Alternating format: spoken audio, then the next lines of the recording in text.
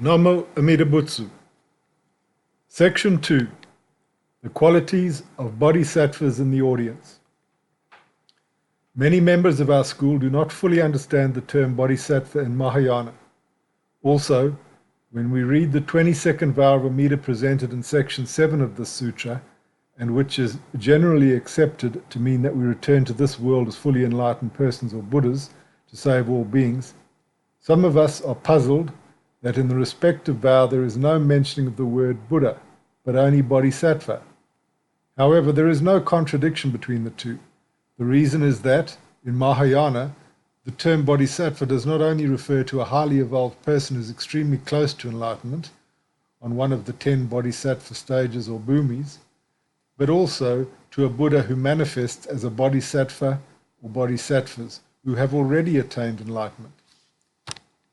There is clear evidence for this in many Mahayana sutras, esoteric tantras, and also in the writings of various Buddhist masters. So, according to Mahayana Buddhism, there are two types of bodhisattvas. One, bodhisattvas in aspiration, who have made the vows of becoming Buddhas for themselves and all beings, but who are still on the path, that is still in training, and still unenlightened, that is not Buddhas yet. Anyone who made the 4 bodhisattva vows may call himself or herself a bodhisattva in aspiration. Some bodhisattvas may be very much advanced and on various higher levels, even close to enlightenment, but as long as they have not reached perfect enlightenment, I also include them in this category. 2. Bodhisattvas who already attained Buddhahood, but who do not remain secluded in their enlightenment. These are in fact ancient Buddhas who manifest as bodhisattvas. In this category, we find Avalokiteshvara, Mahasattva Prapta, Samantabhadra, Manjushri, Maitreya, and many others. While Avalokiteshvara, canon in Japan, or Japanese, and Mahasattva Prapta, Seishi in Japanese, are the 2 bodhisattvas who accompany Amida Buddha. The other 3, Samantabhadra, Manjushri, and Maitreya, were also assembled at the Vulture Peak when Shakyamuni preached the larger sutra.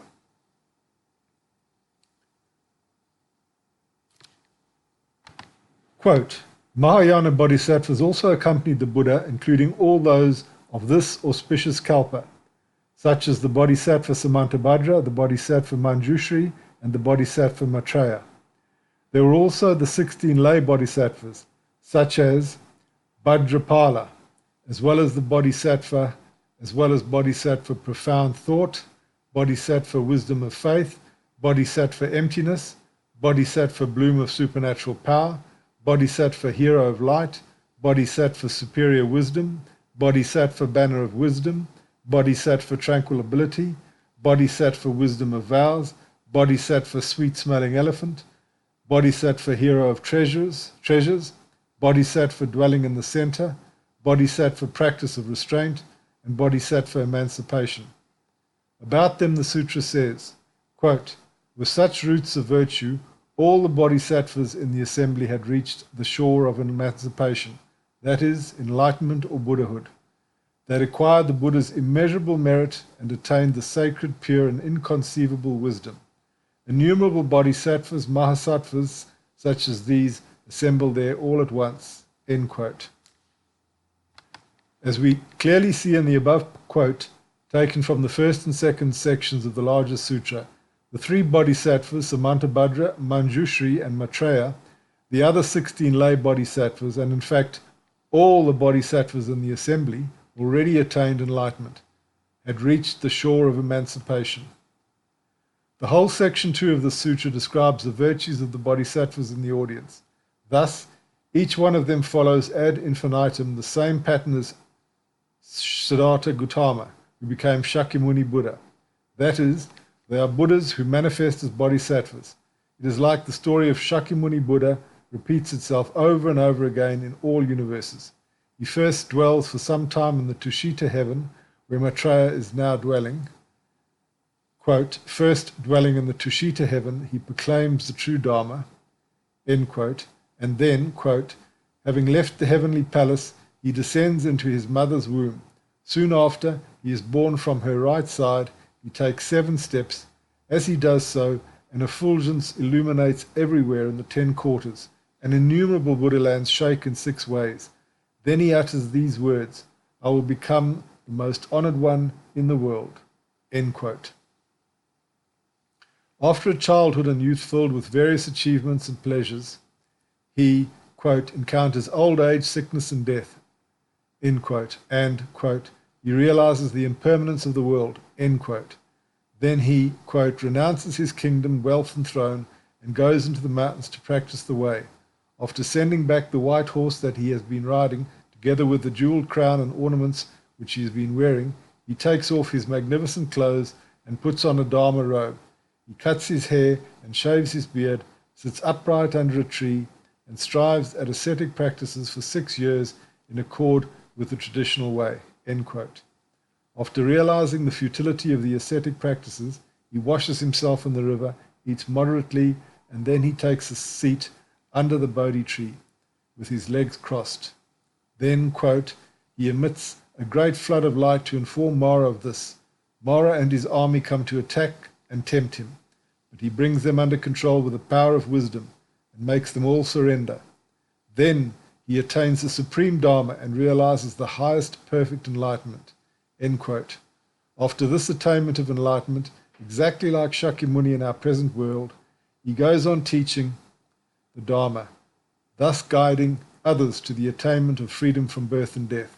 Quote, destroys wrong views, removes afflictions, flushes the gutters of desire, protects the Dharma castle, opens the Dharma gate, washes off the grime of the passions, and reveals the pure white Dharma. He unifies everything in the Buddha Dharma, and thus proclaims the right teaching, end quote. And at the end of his physical body, he demonstrates that he passes into nirvana, or in other words, he puts on the show of disappearing into the non-comprehensible state of beyond form and non-form. But in reality, according to the largest sutra, he endlessly brings sentient beings to emancipation, which means that his activities and various manifestations continue in other places of the universe, where he starts again the same story.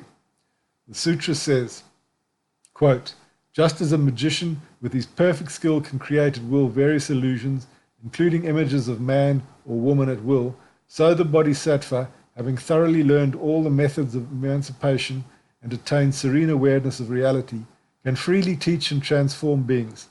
He manifests himself everywhere in innumerable Buddha lands, performing acts of compassion for sentient beings, tirelessly and with diligence, end quote. Simply stated, let us imagine that you, the reader of these lines, are a Buddha, and I, Josho, am a stupid, unenlightened person, which I am, of course. You attained enlightenment many kalpas ago in the distant past, but because you have compassion for Josho and other beings of this earth, you decided to manifest yourself here. If Josho is attached to his own personal power, then you need to show Josho that a person like himself can become a Buddha, and in order to encourage him to start practicing, you take the appearance of a person who is unenlightened and who passes through the same difficulties like him. So you play this game for Josho because his mind cannot be convinced in another way. After many struggles, you attain enlightenment and thus prove to Josho that it is possible for him to do so too, that is, to become enlightened. Josho is thus encouraged to start practicing, thinking that if you, his friend or teacher, struggled and attained it, then he can do this too. Also, if Josho or others become deeply aware of their own limitations and incapacity to become a Buddha like you in the present life, and because indeed in your time, and especially after you leave your physical body, will be incapable of attaining enlightenment in their present life, you start teaching to them Amida's method of salvation. Because you are a Buddha, your listeners will trust your various teachings and follow them. But what they and Josho do not know is that you were enlightened from the very beginning of your life in their realm, and that all your years spent among them were just a skillful means for them and others to entrust to you and to your teachings. You can find a similar explanation in the Lotus Sutra too, where Shakyamuni described himself as a Buddha who actually attained enlightenment many eons ago, and who plays this game many times for the sake of unenlightened beings. We should also remember that Shinran Shonin regarded Shakyamuni Buddha as a manifestation of Amida Buddha in human form, the Manakaya. Quote, Amida, who attained Buddhahood in the infinite past, full of compassion for foolish beings of the five defilements, took the form of Shakyamuni Buddha and appeared in Gaya. End quote. So, these are the Mahayana Bodhisattvas who gathered to listen to the largest sutra together with the 12,000 monks, all great sages who had already attained supernatural powers.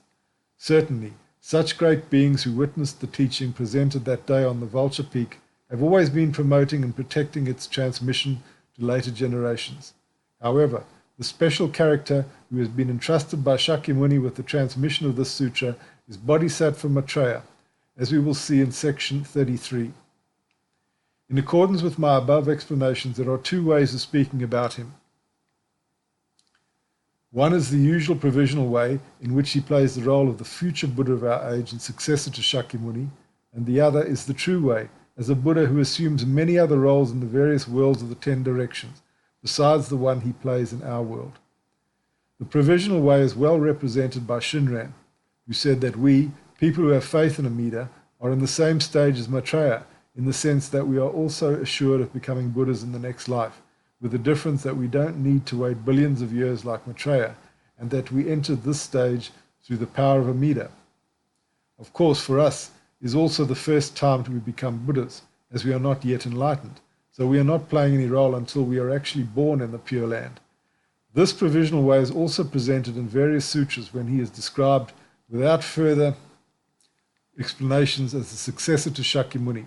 In this role, he manifested in Tushita heaven and will be born in human form in our universe and simulate the attainment of enlightenment, just like the rest of the Bodhisattvas in the audience do in many other worlds. The true way of speaking about Maitreya is represented by the following passage from the Question of Maitreya Sutra. Quote, Ananda, when the Bodhisattva Mahasattva Maitreya was formally engaged in the conduct of a Bodhisattva, when he was a Bodhisattva in aspiration, because the vehicle is easy, the entry is easy, and the path is easy. He perfectly accomplished supreme perfect enlightenment. Ananda, when the Bodhisattva Mahasattva Maitreya was formally engaged in the conduct of a Bodhisattva, he did not let go of his arms, legs, or marrow. He did not renounce and let go of his spouse or his child, village, town, city, royal palace, or retinue. But Ananda, when the Bodhisattva Mahasattva Maitreya was formally engaged in the conduct of a Bodhisattva, because he fully embraced skillful means through the easy vehicle, the easy entry, and the easy path, he accomplished supreme perfect enlightenment. End quote. When further asked by Ananda how Maitreya attained enlightenment, Shakyamuni explained that unlike himself, who chose a hard way of various sacrifices, Maitreya followed a somewhat easier path of devotion towards all Buddhas and Bodhisattvas, confessing his negative actions in front of them, rejoicing in other meritorious deeds, entreating the Bodhisattvas in aspiration to attain enlightenment, and then benefit all beings, making aspirations to fulfill the 6 perfections, etc.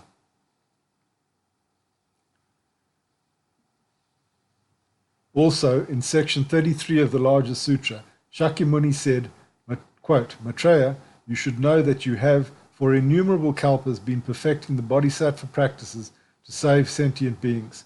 Incalculable indeed is the number of beings who under your guidance have attained the way and reached nirvana. From time immemorial, you and all the devas and humans in the 10 directions and the 4 groups of followers have been floundering in the 5 realms of samsara, undergoing indescribable troubles and afflictions. Until you were born in this life, you too underwent endless cycles of birth and death. End quote.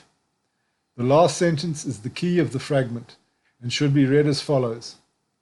Until he attained enlightenment, that is, until you were born in this life, and became a Buddha who manifests as a Bodhisattva, he too was subject to endless cycles of birth and death.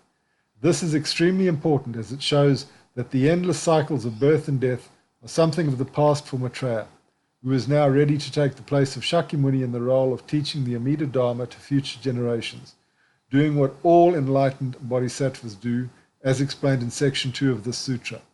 The words born in this life means to become a Buddha, free of birth and death, a permanent dweller in perfect nirvana, as only somebody who already attained nirvana can guide others to reach nirvana. Quote, incalculable indeed is the number of beings who under your guidance have attained the way and reached nirvana. End quote. Namo Amida Butsu.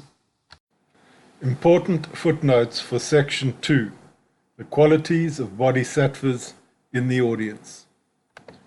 The first footnote refers to the 10 bodhisattva stages or bhumis. The 10 bhumis are the 10 stages on the Mahayana bodhisattva's path to Buddhahood. The Avatamsaka Sutra refers to the following 10 bhumis. 1. The very joyous. 2. The stainless. 3. The light maker. 4. The radiant intellect. 5. The difficult to master. 6. The manifest. 7. The gone afar. 8. The immovable. 9. The good intelligence. 10. The cloud of doctrine. The second footnote gives an example of a bodhisattva who has already attained enlightenment. For example, in the Ojaraisen, Master Shantao himself presented Avalokiteshvara as already enlightened. Quote, Avalokiteshvara Bodhisattva, out of great compassion, does not stay in the body or enlightenment in which he has already realized. Enfolding all the 5 states of samsaric existence in his bodily light, he observed beings at 6 times of a day and responds to their needs with 3 kinds of acts. The light of his body of response is the color of purple gold. His majestic physical characteristics are limitlessly superb, extending always 100 kotis of illuminating hands. He embraces all who are karmically related to him and takes them to the home country of Amida. End quote. Certainly Master Shantao was well aware of the Mahayana view of great bodhisattvas who have already attained perfect enlightenment and became Buddhas. Also, in the Great Compassion Dharani Sutra, Avalokiteshvara is again presented as an ancient Buddha who manifests as Bodhisattva. Quote, then Ananda asked the Buddha, Bhagavan, what is the name of this Bodhisattva Mahasattva, who is so good to teach us this Dharani? The Buddha said, this Bodhisattva is called Avalokiteshvara, the unrestricted one, also called nipping a lariat, also called 1,000 bright eyes. Virtuous man, this Avalokiteshvara Bodhisattva has unimaginable mighty and holy powers. Uncountable kalpas before, he had already been a Buddha named True Dharma Brightness Tathagata. Because of the power of his great compassionate vows, and in order to call upon bodhisattvas to comfort and please all living beings, he appears as a bodhisattva. All of you, including the bodhisattvas, brahmas, gods of the 33 heavens, dragons and divinities, should show respect to him. Do not despise him. End quote. The next footnote refers to the 4 bodhisattva vows, which are 1. No matter how perfect a Buddha would be, I vow to become like him. 2. No matter how profound the Dharma or the teaching would be, I vow to fully understand it all. 3. No matter how numerous the passions would be, I vow to conquer them all. 4. No matter how numerous the beings would be, I vow to save them all. The next footnote refers to verses about great bodhisattvas who postpone their own attainment of enlightenment until all beings enter nirvana. You should know that it refers to the profound truth that their enlightenment has no trace of ego, and that the nirvana they had already attained is not a personal nirvana. They did not attain it for themselves, but a continuous awareness of the suffering of others and a constant effort to save them. It means that they will not disappear or remain hidden in nirvana until all beings also attain nirvana. How else can it be when a Buddha has infinite wisdom and infinite compassion? It is something natural for a Buddha to immediately return to samsara in many forms to help all unenlightened beings, while retaining his nirvanic state of mind, as without it he cannot actually save anybody, because no one can lead others to a place that is nirvana that oneself has not attained. The aspiration of the Bodhisattva path is to become a Buddha for all beings. So once a Bodhisattva actually becomes a Buddha, he will continue to manifest in samsara, taking up various forms, from the highest to the lowest, and going to all the worlds and universes to turn the wheel of Dharma. Thus, he plays again and again the skillful game of a beginner who leaves family, starts practicing, and finally attains enlightenment, doing all these in order to encourage beings in various worlds to practice the Dharma themselves. The next footnote refers to an enlightened bodhisattva, Mahasattva Prapta, the other companion of Amida, and he has presented himself in the Surangama Sutra, where Shakyamuni asked all the bodhisattvas in the audience to explain the methods that they used for attaining enlightenment. Quote, "The Dharma Prince Mahasattva Prapta, or Great Strength, together with 52 fellow bodhisattvas, arose from their seats, bowed at the Buddha's feet, and said to the Buddha, 'I remember when, as many eons ago as there are sand grains in the Ganges River, a Buddha called Limitless Light appeared in the world. During that same eon, there were 12 successive Tathagatas, the last of whom was called Light Surpassing the Sun and the Moon Buddha. Those Buddhas taught me the Buddha mindfulness samadhi. Suppose there are two people, one of whom always remembers the other, while the other has entirely forgotten about the first one. Even if these two people were to meet or see each other, it would be the same as not meeting or seeing each other. On the other hand, if two people develop intense memories for one another, then life after life they will be together like an object and its shadows, and they will never be separated. The Tathagatas of the 10 directions are tenderly mindful of living beings, just like a mother remembering her son. But if the son runs away, of what use is the mother's concern? However, if the son remembers his mother in the same way that the mother remembers her son, then in life after life, mother and son will never be far apart. If living beings remember the Buddha and are mindful of the Buddha, they will certainly see the Buddha now and in the future. Being close to the Buddha, even without the aid of experience, their hearts will open of themselves. That is, like a person who once perfumed by incense carries the fragrance on his body. That is called the adornment of fragrance and light. On the causal ground, when a bodhisattva in aspiration that is not yet enlightened, I used mindfulness of the Buddha, that is, focus on Amida Buddha, saying of his name and faith.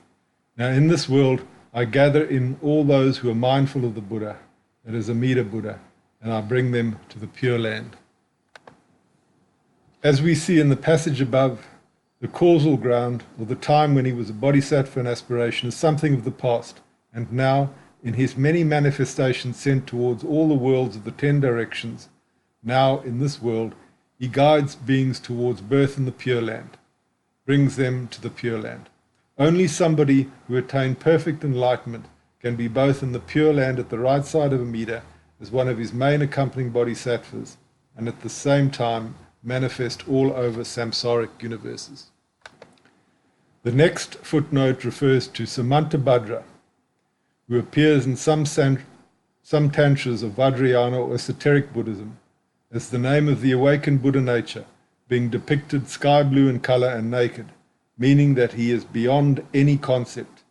In the 9th chapter of the Tantra of the Great Perfection that shows the penetrating wisdom of Samantabhadra, he says about himself, quote, "I, Samantabhadra, recognize from the beginning the nature of the ground, free from cause and condition. My emanations are unceasing. I manifest inconceivable billions according to the needs of beings to be trained. All beings of the three realms and I, the primordial Buddha, share the same basic nature. This nature for them, however, becomes the ground of confusion, and they engage in the 6 pointless actions like delusions in a dream. I am the primordial Buddha who tames the 6 types of beings through my emanations. End quote. To recognize from the beginning the nature of the ground means to have always dwelt in the ultimate Buddha nature, no matter what forms he may manifest for the sake of unenlightened beings. In the context of our Pure Land teaching, we should read the words, the primordial Buddha, in the sense that this Buddha nature in which Samantabhadra dwells has no beginning and no end. When we attain Buddhahood, we will also dwell in the primordial Buddha nature and at the same time manifest everywhere, according to the needs of beings to be trained. The next footnote refers to Manjushri, who in the Surangama Samadhi Sutra is presented as an ancient Buddha who attained Buddhahood in the past, but who continues to re-manifest as a Bodhisattva. Quote, at that time the elder Mahakasyapa addressed the Buddha, World-honored one, I suggest that Dharma Prince Manjushri has already been a Buddha in a past life. He has himself sat in the seat of enlightenment and turned the wheel of the Dharma, and he has manifested entry into parinirvana to sentient beings. The Buddha said, thus it is, it is as you have spoken, Kasyapa.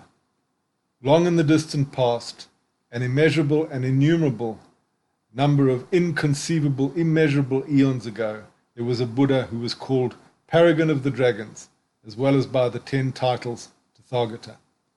He who should receive offerings of correct and universal understanding, sufficient in wise practice, well gone, he who understands the world, the unsurpassed one, he who disciplines humans, teacher of humans and gods, and world-honored Buddha. 1,000 Buddha lands south of this world, there was a country called Universal Equivalence, which had neither mountains nor rivers, neither stones nor rocks, and neither hills nor dales. The land there was as flat as the palm of one's hand, and on it grew a soft grass like that in Kalinga. When Paragon of the Dragons Buddha attained unsurpassable and perfect enlightenment, and first turned the wheel of the Dharma in that world, he created an assembly of 7 billion bodhisattvas through his teaching. 8 billion people became arhats, and 96,000 people resided as pratyeka Buddhas, literally resided within the dharmas of the causes and conditions of pratyeka Buddhas. Afterwards, there was also an immeasurable number of Shravaka monks, Kasyapa. The lifespan of Paragon of the Dragons Buddha was 4,400,000 years, during which time he saved humans and gods and then entered into nirvana. His physical relics were divided and distributed around the world, and there were erected 3,600 million stupas, at which sentient beings made offerings to him. After that, Buddha died. The Dharma remained for 10,000 years. When Paragon of the Dragons Buddha was about to enter nirvana, he conferred a prediction of future enlightenment on Brilliance of Wisdom Bodhisattva, saying, after I am gone, this Brilliance of Wisdom Bodhisattva will achieve unsurpassable and perfect enlightenment. He will again be called Brilliance of Wisdom Buddha. Kasyapa, could that Paragon of the Dragons Buddha of the world universal equivalence be anyone else? You must have no doubt why it was none other than Manjushri, the Dharma Prince. End quote.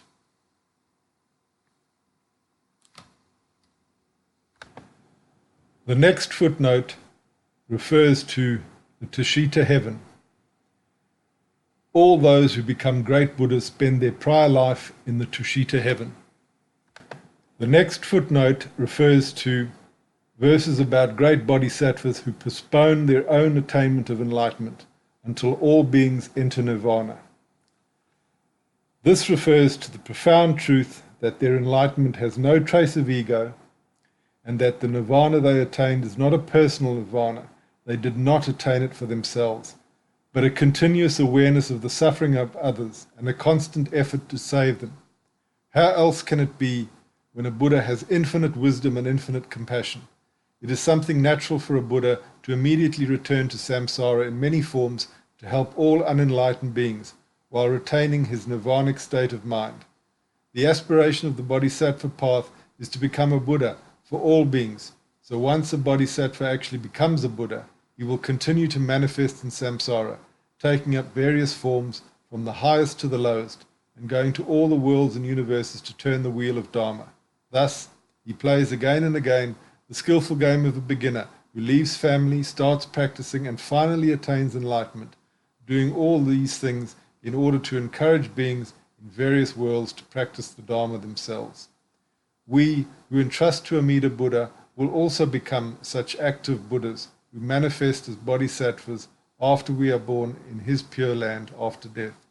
This is what Amida promised in his 22nd vow, and this is the meaning of the term Bodhisattva from that vow. The next footnote refers to a similar explanation in the Lotus Sutra 2, where Shakyamuni described himself as a Buddha who actually attained enlightenment many eons ago and who plays this game many times for the sake of unenlightened beings. Quote, "The Devas, humans and Asuras in all the worlds all think that the present Buddha Shakyamuni left the palace of the Shakyas, sat on the terrace of enlightenment not far from the city of Gaya, complete enlightenment. However, O sons of a virtuous family, immeasurable, limitless, hundreds of thousands of myriads of kotis of nayutas of kalpas have passed since I actually attained Buddhahood. Since then, I have constantly been residing in the Saha world, teaching the Dharma and inspiring sentient beings.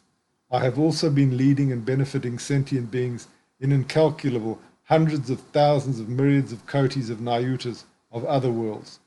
End quote. The next footnote refers to the fact that Shinran Shonin regarded Shakyamuni Buddha as a manifestation of Amida Buddha in human form, or Nirmanakaya.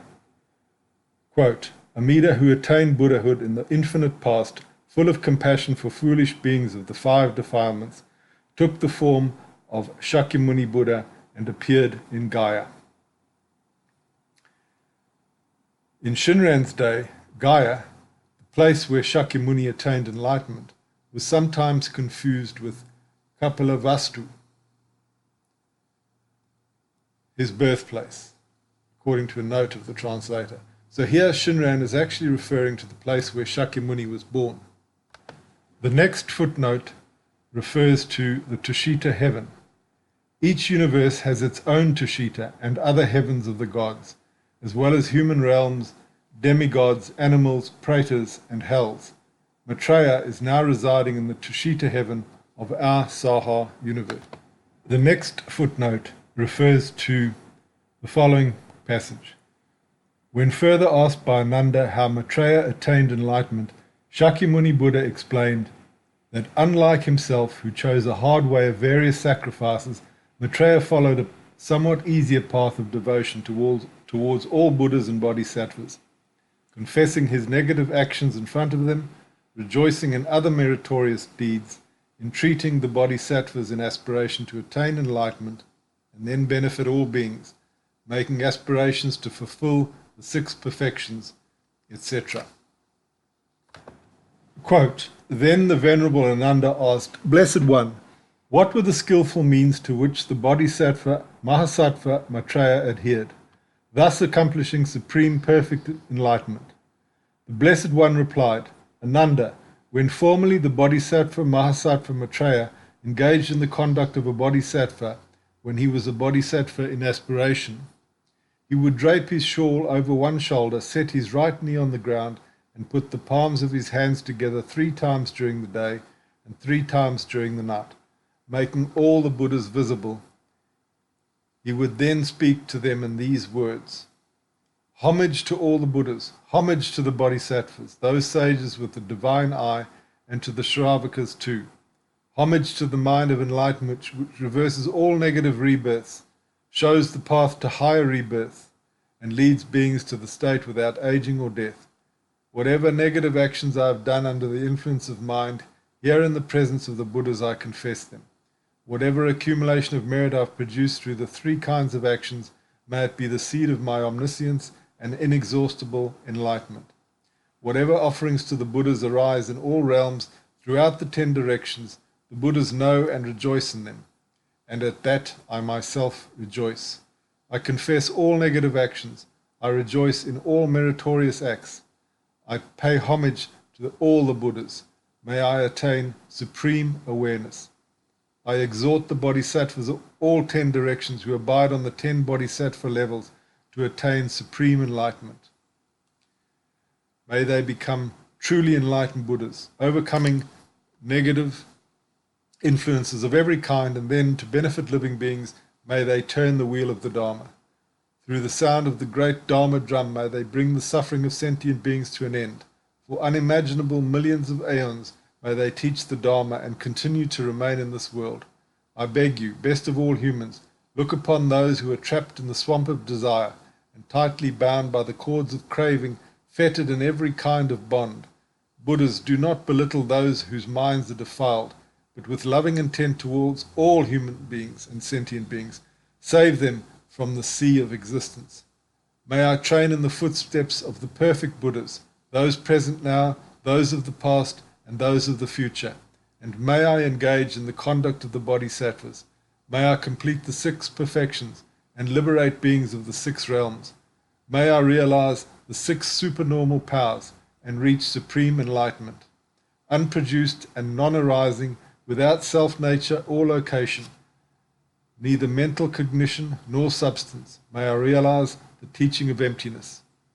Just like the Buddha, the great sage, may I realize the teaching of non-self. A sentient being does not exist, nor does a living being, nor does an individual or a person. May I not dwell on there being anything substantial, a belief in a self, or what I take to be mine, but in order to make all sentient beings happy, may I give everything away without miserliness. Since material objects do not really exist, may my wealth be spontaneously accomplished. Since all material objects decay, may I complete the perfection of generosity. Possessing conduct that is flawless, conduct that is perfect, and conduct that is without arrogance, may I complete the perfection of moral conduct. Like the elements of earth, water, fire, and wind, not dwelling on anything, with patience and free of anger, may I complete the perfection of patience. Through assiduous application of diligence, may I have constant enthusiasm without laziness, and with strength of body and mind, may I complete the perfection of diligence. Through magic-like meditative concentration of bravery, and Vajra-like meditative concentration, may I complete the perfection of meditation. Actualizing the 3 gates to liberation, the sameness of the 3 times, and the threefold knowledge, may I complete the perfection of wisdom. May I be praised by all the Buddhas and blaze with light and splendor. Through the diligence of a Bodhisattva, may my intention be fulfilled. Thus, engaging in such conduct, may I, who am known as Maitreya, complete the 6 perfections and dwell on the 6 Bodhisattva levels. Ananda, those are the skillful means through which the Bodhisattva, Mahasattva, Maitreya, by adhering to them through the easy vehicle, the easy entry, and the easy path, perfectly accomplished supreme, perfect, and complete enlightenment. End quote.